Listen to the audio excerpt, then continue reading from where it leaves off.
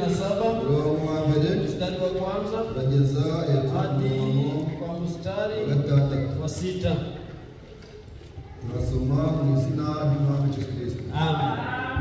Witeka niwe mucyo wanjye n'agakiza kanjye, nzatinya nde?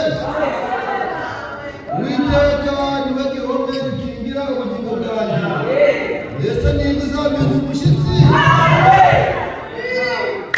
Ubwo abanyabyaha bananiraga kumaraho, nibo banzi banjye n'ababisha banjye barasitaye baragwa. Naho ingabo zabambira amahema kuntera, umutima wanjye ntuzatinya. Naho intambara yambaho, no muri yo nzakomeza umutima. Icyo nsaba Uwiteka ni kimwe, icyo nshaka ni ukuba mu nzu y'Uwiteka iminsi yose nkiriho, nkareba ubwiza bw'Uwiteka, nkitegereza urusengero rwe. Kuko ku munsi w'amakuba azandindisha kumisha mu ihema rye, mu bwisho bwo mu ihema rye niho azamisha. Azacira hejuru amagarike ku bitare, n'ubu umutwe wanjye uzashyirwa hejuru y'abanzi banjye. Barangose ntambira ibitambo n'ibyishimo mu ihema rye. Ndirimbe ni koko nzaririmba ishimwe ry'Uwiteka. Amen. Ukaririmbo kavuga ati sitasumbuka, kwa kuwa Mungu ni baba yangu. Indirimbo mu gatabo k'Igiswahili ka 50. Nyuma y'akaririmbo muri data Eugene arayobora isengesho tangira ku Mana. Nyuma y'isengesho muri data Eugene tugihagaze abaririmbyi bari muri bahagaze. Sitasumbuka kwa kuwa Mungu ananitunza daima, anachukua mizigo yangu na kunijua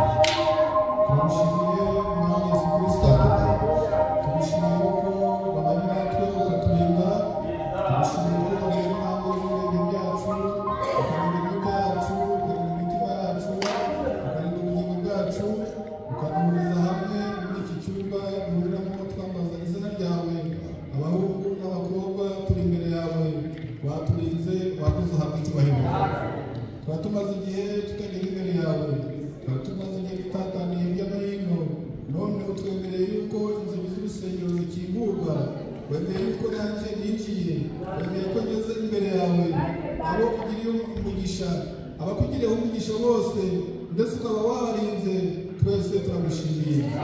Uhabwe icyubahiro mu izina rya Yesu Kristo.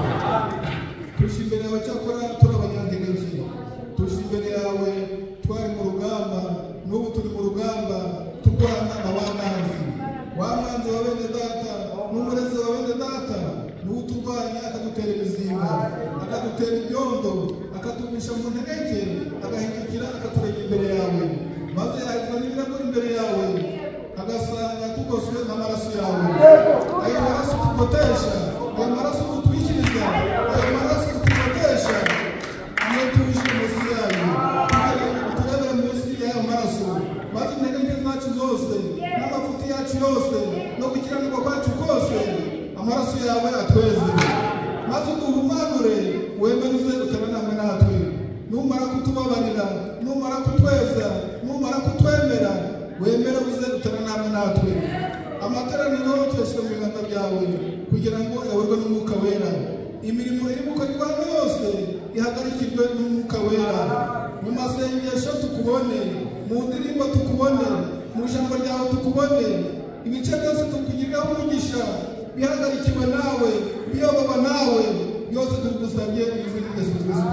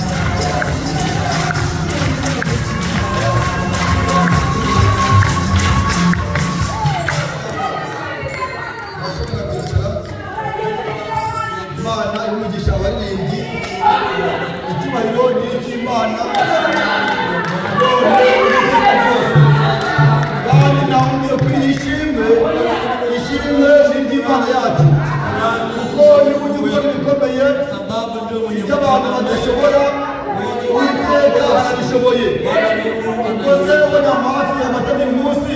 Niba unatumatushije.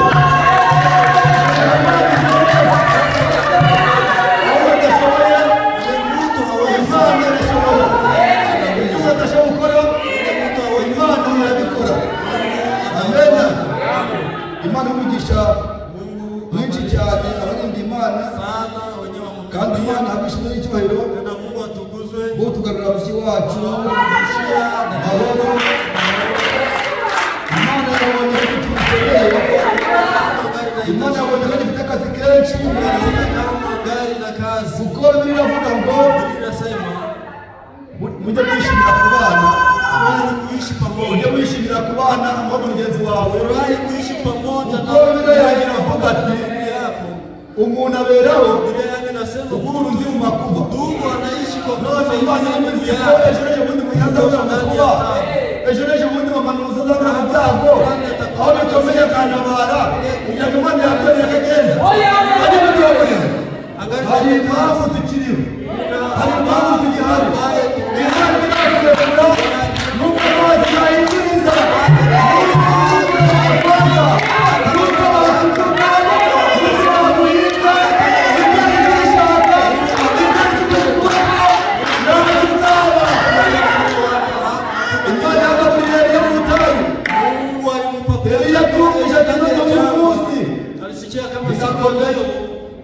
Atari magambo gusa. Yumva n'umwati uyu munsi. Alisikia habari. Ati nanachimbira maguru. Siku ya leo mimi haja barangiye. Kwani sikora magambo. Amagambo arasenya. Amagambo nako yubaka. Imana yatunze Eliya mu butayu. Izabura kuko wowe kutitwikanira, kutitwiheba. Imana ifite byose. Amen. Imana ishobora byose. Nibyo twiringire Imana yonyine. Amen.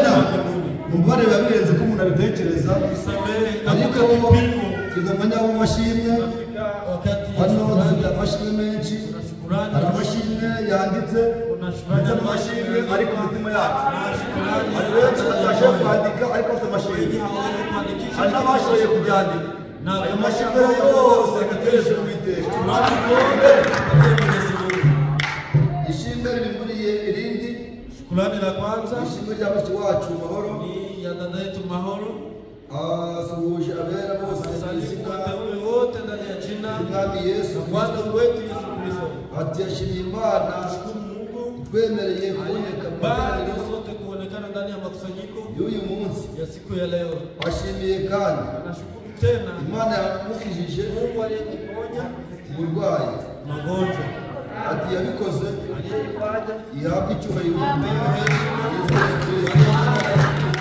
kandi nakubisaba umugisha vile vile baraka abamusengeye bose walimuombea wote. Ati Imana umugisha mwinshi awabariki mu izina rya Yesu Kristo sana na jina la Yesu Kristo. Rero Gerard ndugu Gerard ashimiye Imana ashukuru Mungu yakirije abarwayi amewaponya wagonjwa ikarinda abagenzi amewalinda wasafiri. Ati yakoze byose yafanya yote ishimwe apewe shukrani ndani ya jina la Yesu Kristo. Frere utambuliza ndugu utambuliza ashimiye Imana ashukuru Mungu ikenguye amatendo yo munsi fungua makusanyiko ya siku ya leo y'umugoroba ya magharibi ya leo ikaba yakijije mahoro amemponya dada yetu mahoro akaba ateranye na amekusanyika yabikoze aliyefanya ishimwe apewe shukrani ndani ya jina la Yesu Kristo. Wiki wacu Antoinette dada yetu Antoinette mama Mika ni mama Mika mama Priska afite ishimwe ry'akane ana shukrani ya kukiri bitegura mwakanya atitayarisha ari ishimwe hapa. Kuna shukrani mshiki wacu Neema dada yetu Neema ashimye Imana cyane shukuru Mungu sana twongereye uburame naye kufidisha maisha kandi ikemesha amesimamisha mama Afia akaba ateranye amekusanyika yabikoze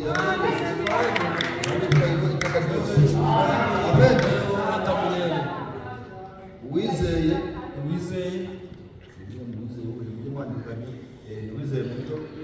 wizeye mdogo ashimye Imana cyane mshukuru Mungu sana twongereye umunsi w'uburame sifisha maisha yetu iyo Mana yacu ile Mungu wetu nihabwe icyubahiro pewe heshima, kandi ayishimiye tena namshukuru pia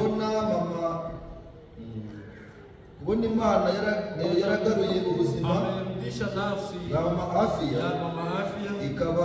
akaba agihumeka gari na kumua umwuka w'abazima, roho ya wazima, ikaba yamushoboje no guterana. kuwezesha vile vile kukusanyika. Ati iyo Mana Yule Mungu ishimwe n'iteka ryose, shukuriwe leo hata milele. no kubona igifashe Na kuona gari na kamata umwana wa Faustin uhai wa mtoto wa akaba Faustin akiri muzima, na gari ni mzima, yabikoze aliyejifanya ihimbazwe ashukuriwe none iteka ryose leo hata milele. notebye Angalisho cyangwa icyifuzo itaje mfashe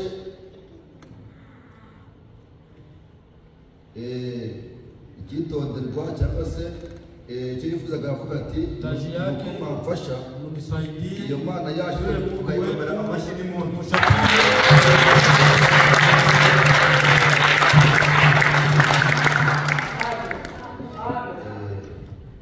Impundu ni z'Uwiteka, yowe ni ya Mungu, amavi magoti apfukamye izina rye, pigwe abafata kwa jina amaboko lake, mazima na bayakome na ubwiciro vigana cy'Uwiteka, wapigwe kwa ajili ya heshima ya Mungu. gukora ibikomeye wenyine. Yeye ndiye mwenye anatenda ya ajabu. Erega abantu gushima burya afite impamvu. Watu kushukuru Urabubyara hivi kuna sababu. Dada yetu Hari abantu bagiye bagenda bagasogera ku rupfu, huko watu ambao wanaona kiyosharira, wanasikia uchungu bamara wa kifo. kugerayo bakareba iyo wanaona hano hanagaraho kuba, wanasema hii si nafasi ya kuishi. abo rero bashimira Uwiteka, Bali sasa Uwiteka ni mwiza. wamtukuze Bwana Mungu, Amen. sababu Bwana Mungu ni mwema. Afya ndashima Imana namshukuru Mungu cyane sana kuba yarakijije mama, naona amemponya mama, akaba ari gushobora kaweza no kubwira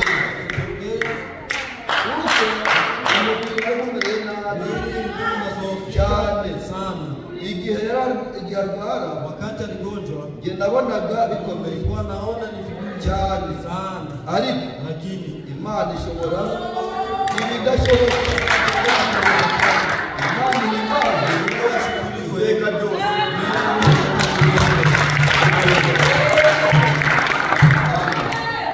Imana ihabishwe n'icyubahiro, Mungu ashukuriwe. kandi Imana y'umugisha Afia abwira ishimwe. Dada Afya kwa Urabona ko byakwiriye gushima naona vinastahili kushukuru no kumenya imirimo Uwiteka yakoze. matendo ya Mungu. Mwegereze wa muti wacu mikoro Dada yetu abashe kwishimira Imana ishimwe rye ndani ya mu shukrani. izina rya Yesu Kristo. basoje mu izina ry'umwami Yesu Kristo. Ishimwe ryanjye nabari bashobora kuryandika ku rupapuro ngo rihakwire, kuko ibyo abazindi bafashe twiririmbe kubwo kwimbaza Imana yaremye mama Afya ntimugire ingoko, ikaba yarabika mu ngabiro ubuzima. Ndagushima Mana we ko wandera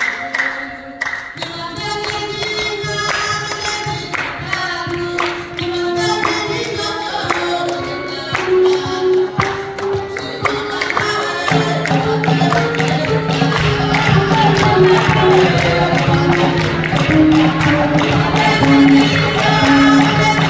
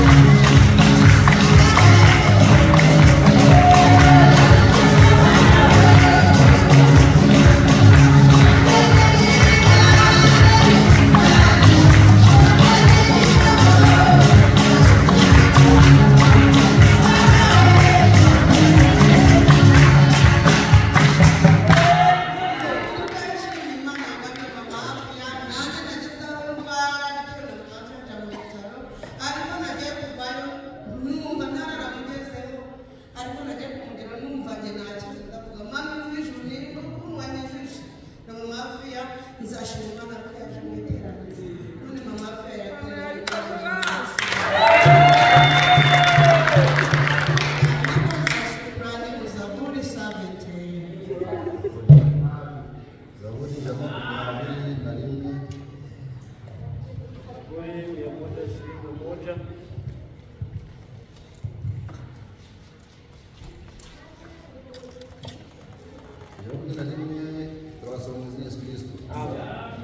Nduburira amaso yanjye ku misozi, gutabarwa kwanjye kuzava he?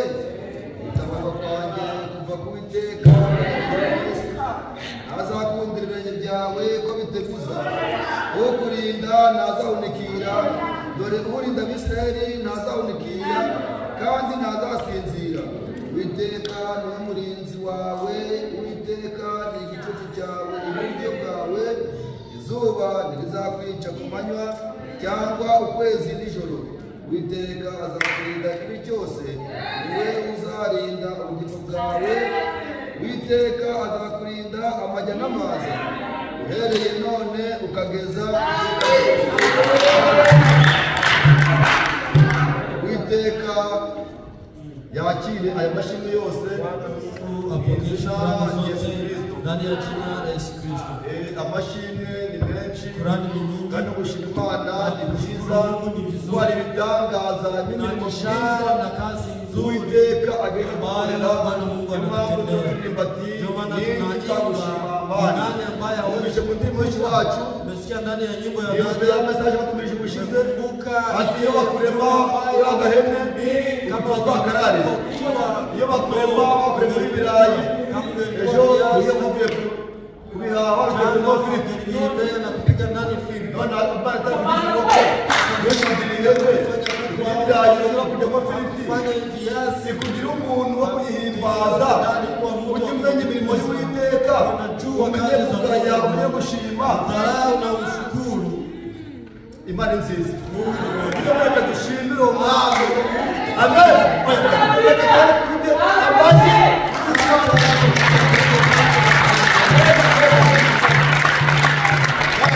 Fanya vema Mungu, asante kwa Kizumanya mwiza rero. kufikia kipindi kizuri Kumva cha kusikia icyatuzanye. kile ambacho kimetuleta Ayifuza n'inyota. kuja na njaa na kiu.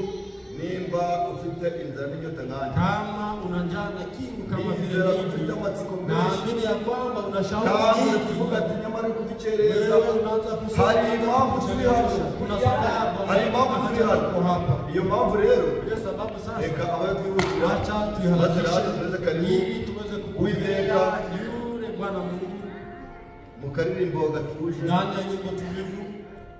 warindira akayobora Waimbaji nyuma watayumba y'akaririmbo nyuma ya ile nyimbo, Dr. ndugu ataongoza wo ombi kwakira umugabo w'Imana pokea mtumishi wa Mungu. izina ry'Umwami Yesu Kristo. Amen. Thank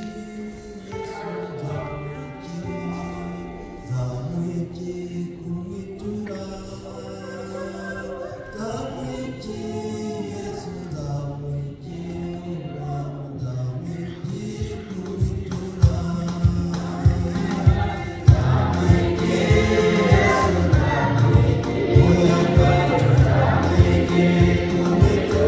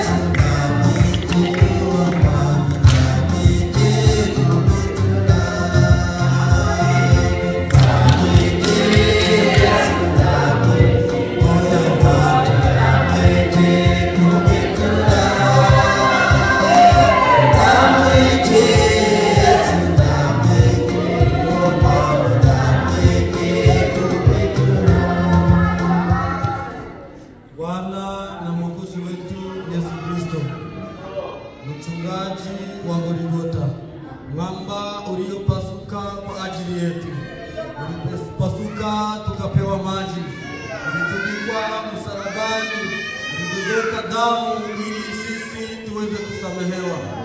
Wewe ulizalauliwa, sisi tukawekwa juu. Wewe walifungua mwenye dhambi, wewe wakakusulubisha kwa ajili yake na kwa ajili yetu. Ilikuwa upendo wako mkubwa. Ushukuriwe, utukuzwe tangu sasa na milele. Juma yote tulilindwa na wewe, tulijikabidhi mikononi mwako wakati tuliondoka mahali hapa. Tukikuomba uweze kutulinda, ulitulinda wiki yote mzima. Tunakushangilia na vigeregere.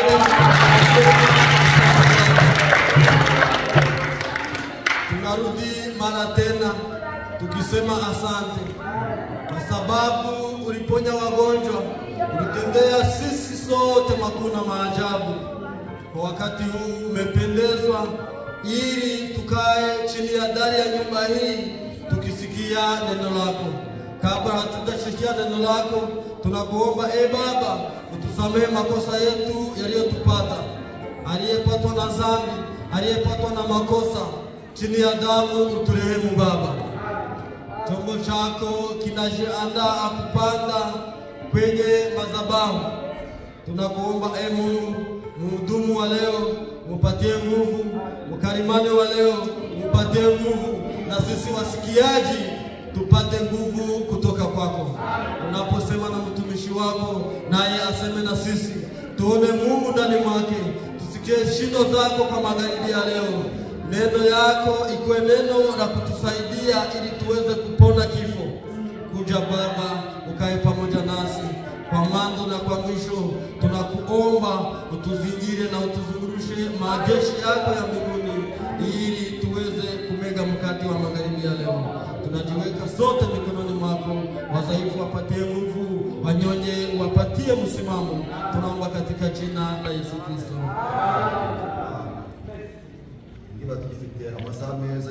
Gari na muda mzuri wa kusikia neno la Mungu. Pokea mtumishi wa Mungu pamoja na Roho Mtakatifu. Tutakuwa na mkutano ya neno la Mungu.